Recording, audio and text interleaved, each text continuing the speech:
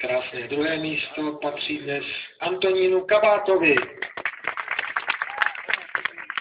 Jako hora, podívejte se.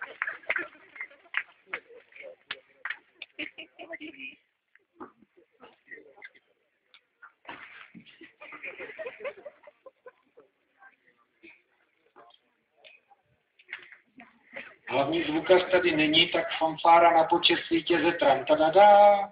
A máj bude sice za několik dní, ale tady vyhrál Adam Máj.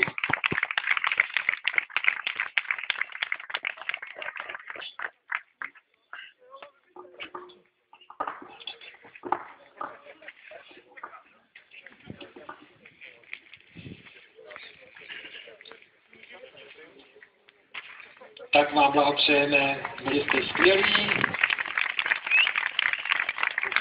Ať vám to závodí každý týden.